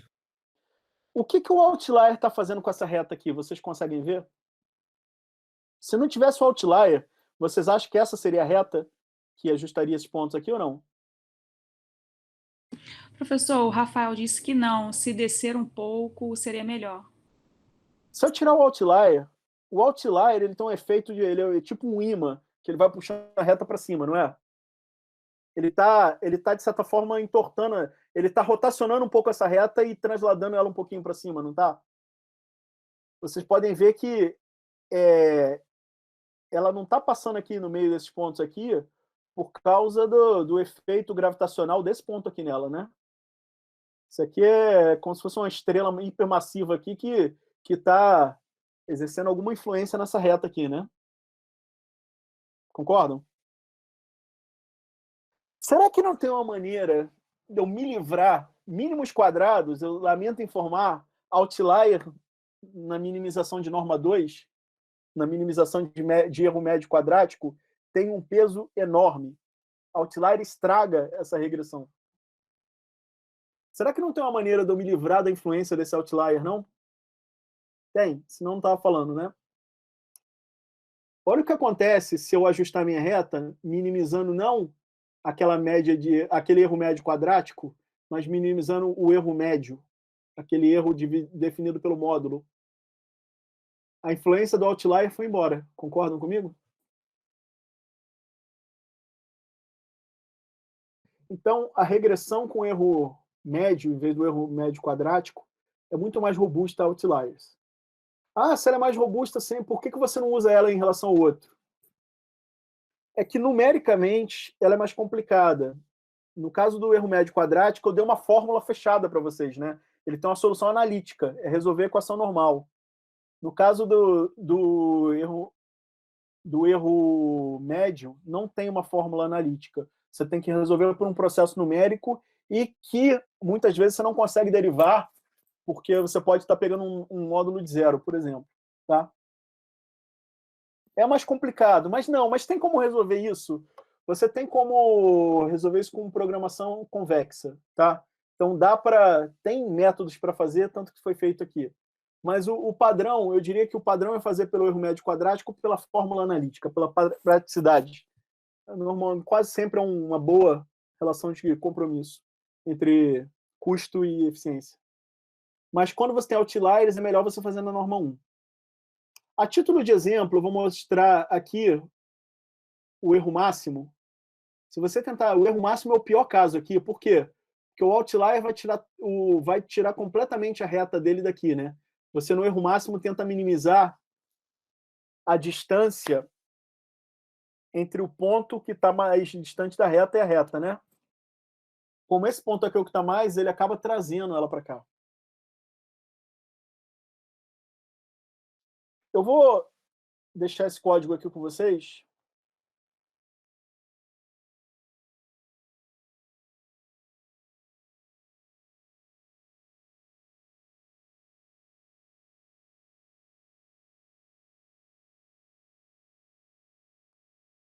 Faltou uma parte ainda, deixa eu copiar aqui.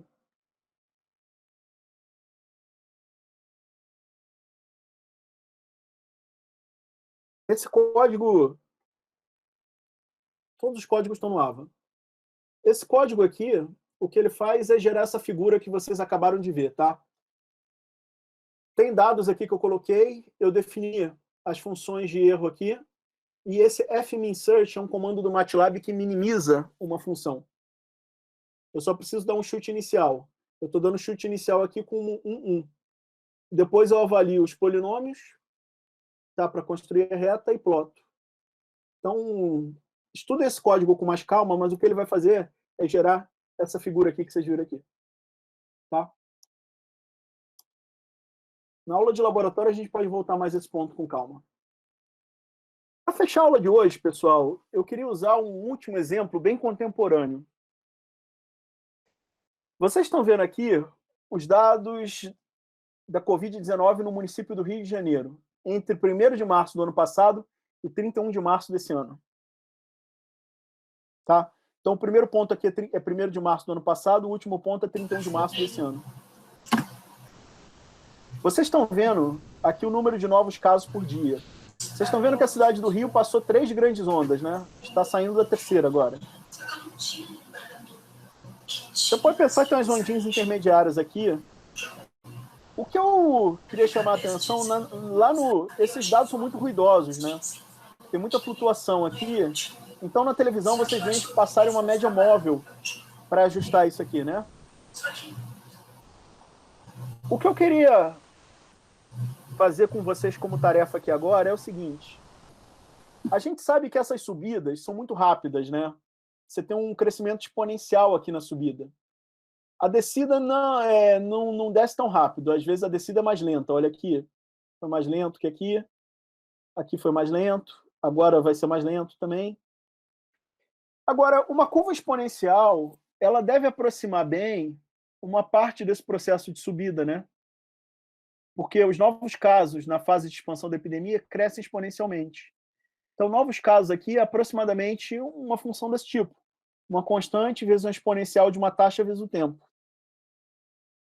que eu quero fazer com vocês aqui agora para a gente encerrar a aula?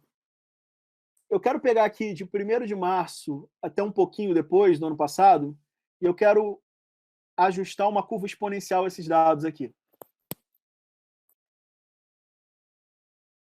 Só que vocês, se estiverem atentos, vão lembrar o seguinte. O que eu ensinei na aula de hoje foi como ajustar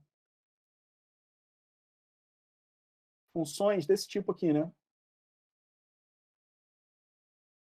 Onde os parâmetros que têm que ser ajustados, eles multiplicam uma certa função.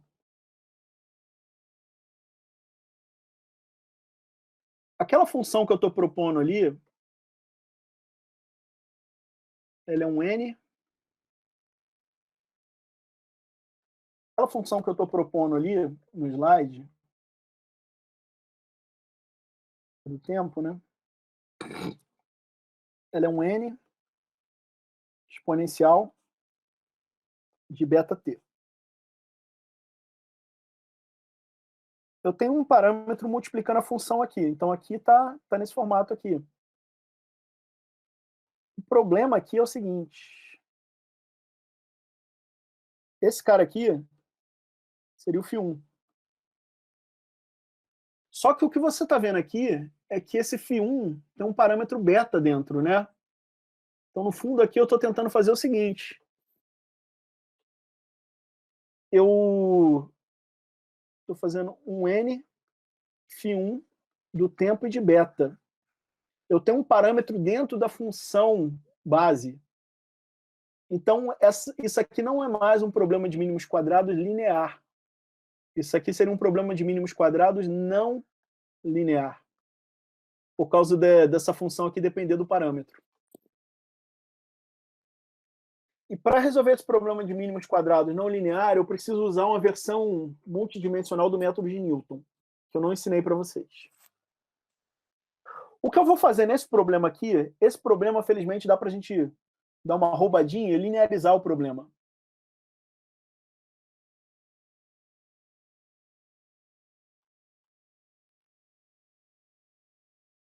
Como é que eu posso linearizar esse problema? Eu vou aplicar log dos dois lados. E quando eu aplico log, o produto vira o quê? Uma soma. Então, tem o ln de n mais ln da exponencial de beta-t. E o ln da exponencial é o próprio argumento.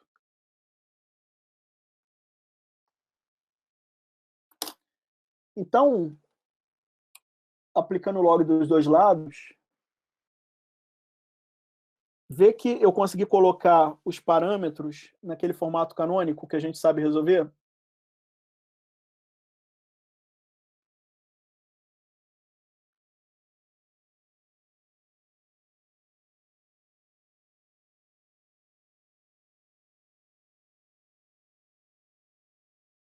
Olha aqui, eu tenho o alfa1 é beta,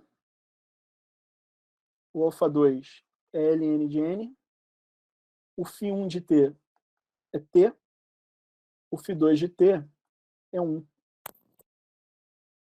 Então, eu vou colocar aqui na minha matriz agora t e 1. Eu vou pegar aqui beta e ln de n. E do lado direito eu vou colocar o quê? Eu não vou colocar y, eu vou colocar ln de y. E fazendo desse jeito, eu consigo ajustar um exponencial aqui. Eu vou passar esse código aqui para vocês. E eu peço que vocês executem ele aqui. E a gente encerra a aula.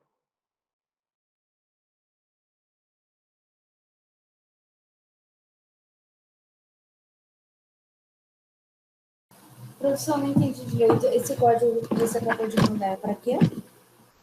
Esse código aqui, ele vai ajustar essa curva exponencial nesse início aqui. Ele vai ajustar a exponencial nos 30 primeiros dias no mês de março do ano passado.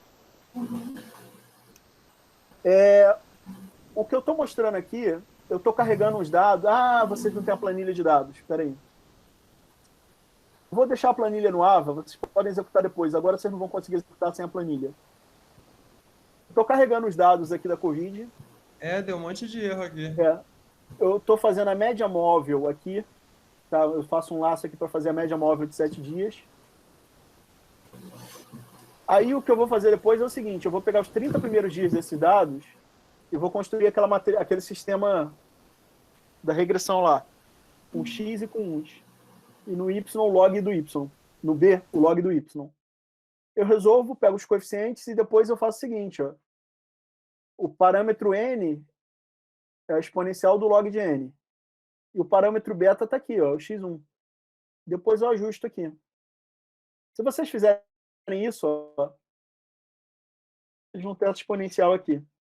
Vocês têm uma curva que reproduz razoavelmente bem esse processo inicial de crescimento, não é?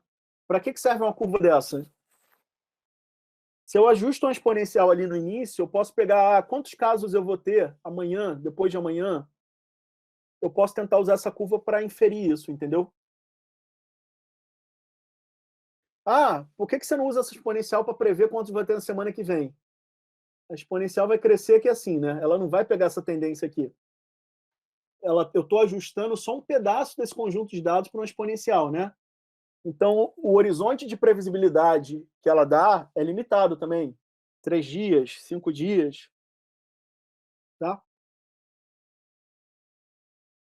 Se você tentar projetar 2 semanas à frente com essa exponencial, vai errar.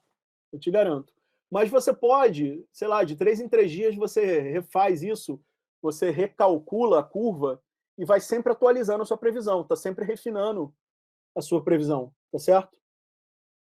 A exponencial só funciona bem aqui embaixo. Quando chega aqui em cima, ele já está desacelerando.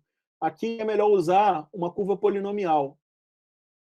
Mas se você quiser usar uma curva que tem a capacidade de subir e descer, a curva a ser usada é essa daqui, ó. É a chamada curva logística, que eu estou botando a equação aqui. Tem 3 parâmetros, uma taxa alfa, um número limiar L e um tempo M que corresponde ao dia do pico. Tá? Se vocês fizerem essa curva aqui, deixa eu mostrar para vocês como é que ela fica.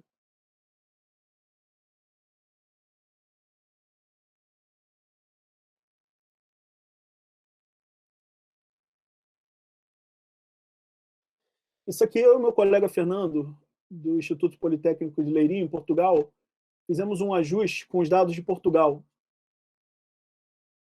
Tá? Então, essa aqui é a média móvel para a primeira onda lá em Portugal. Olha como é que fica uma curva dessa ajustada. Sobe e depois desce.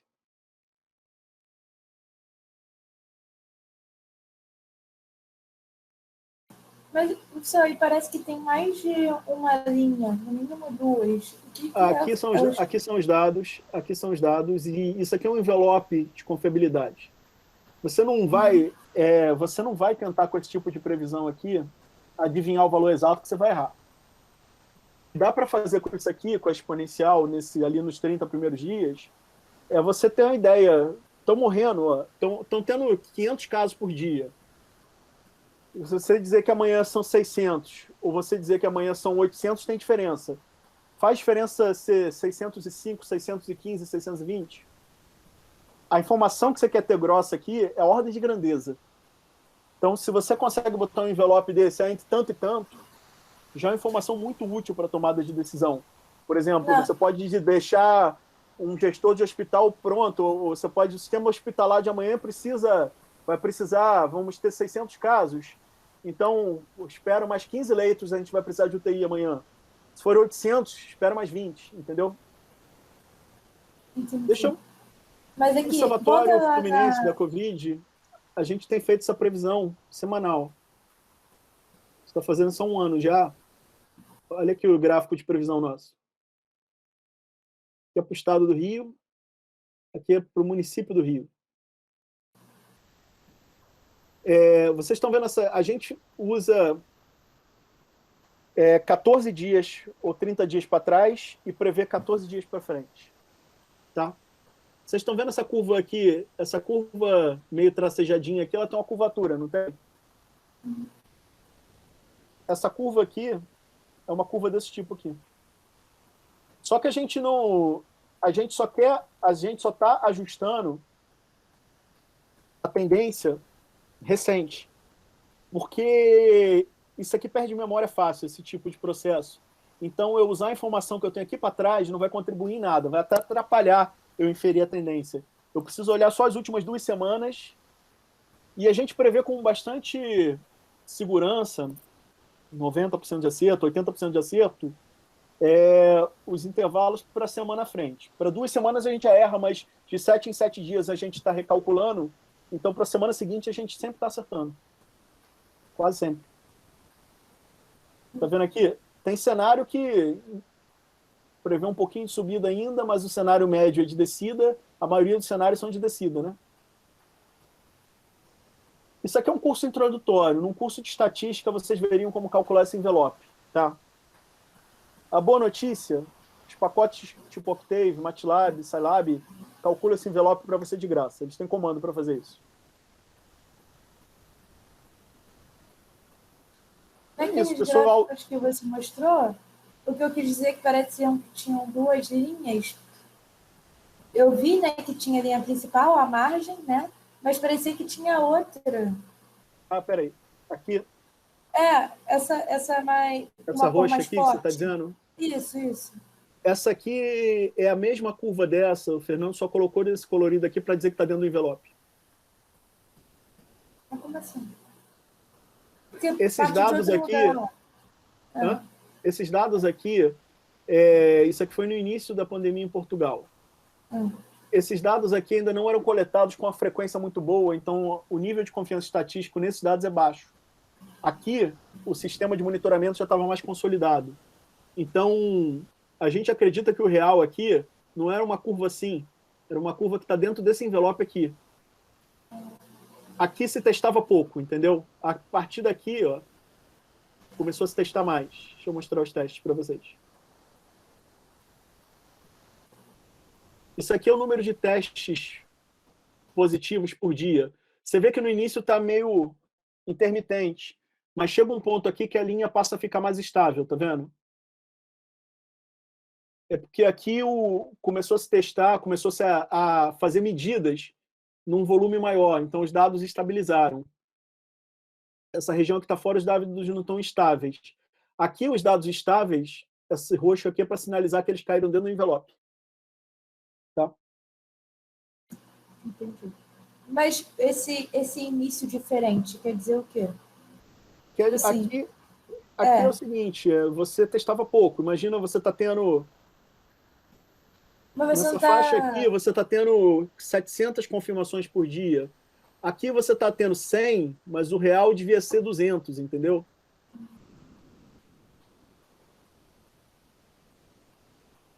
Aqui você está tendo 400. Aqui você está tendo 400, mas o real deveria ser 800, que está aqui em cima. É isso que quer dizer não ter confiabilidade nesses dados iniciais aqui. Tá? A curva epidêmica de lá de Portugal, verdadeira, deve estar mais próxima dessa curva azul aqui do que essa curva preta dos dados. Isso é o que a gente discutiu aqui nesse trabalho. Mas aí vocês dizem que a preta é a que foi divulgada, né? A preta é a divulgada, é o que você tem, vocês não acham que as autoridades de saúde sabem todos os casos de Covid que acontecem no mundo, né? Esses dados aqui são um retrato muito parcial da realidade, né? Tá? Estimativa de subnotificação, isso é 5, 6, 10 vezes. Essa curva deve ser 5, 10 vezes mais alta. É uma amostra, né, professor? Isso é uma amostra, que se chama estatística de amostra. Perfeito, Carla. Deixa eu passar isso aqui para vocês. Se alguém quiser a curiosidade de ler esse trabalho.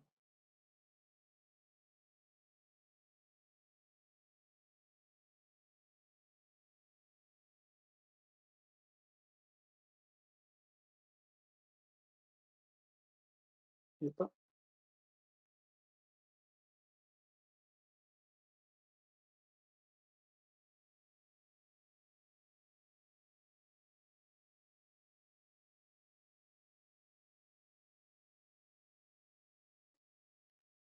A conexão está muito ruim hoje.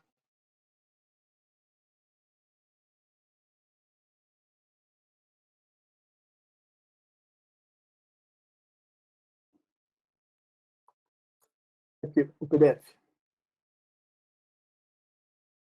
Já passei muito do tempo, pessoal. Deixa eu só deixar um dever de casa para vocês. Eu comecei a aula lá com Kepler e vou terminar a aula com Kepler. A primeira lei de Kepler diz que a trajetória de objetos celestes é elíptica, né, em torno do Sol, não é circular. Então, aqui está uma ilustração da trajetória de um asteroide em torno do Sol. E nessa tabela aqui, vocês têm isso aqui, são dados de idade de um asteroide. Você tem a posição, nesse plano da elipse aqui, do asteroide em 5 instantes distintos. Você tem 5 observações aqui dele. A forma mais geral de uma elipse, se você olhar o sistema de coordenadas aqui, aquela forma que a gente conhece, x menos x0 ao quadrado sobre a ao quadrado, mais y menos y0 ao quadrado sobre b ao quadrado igual a 1, é para elipse que não tem inclinação. Se você tem uma elipse inclinada, tipo essa daqui, surge um termo cruzado xy. A equação mais geral da elipse, então, é essa daqui. O A está relacionado com o semi-eixo do x, o C com o semi-eixo do y, o B com a inclinação, o D com a translação do x, o E com a translação em relação à coordenada y, né? E o 1 é uma constante. Vocês têm 5 parâmetros para ajustar aqui e vocês têm 5 pontos. Eu vou deixar de dever de casa o seguinte: determina a equação dessa órbita. É uma equação de uma elipse. Vocês têm condições de fazerem isso. Façam um programinha para fazer isso. Eu devia ter passado isso de trabalho para vocês. Vai ser bem mais divertido, né? Tá? Onde eu obtenho dados, professor? Gente, o que mais tem no mundo hoje é dados. Tem um compêndio de lugares aqui onde se podem achar dados de graça, tá? Uns mais confiáveis que os outros, uns mais detalhados que outros. Qualquer lugar desse aqui que vocês acham muitos dados, tá bom? Isso aí, pessoal. Obrigado. Desculpa passar do tempo.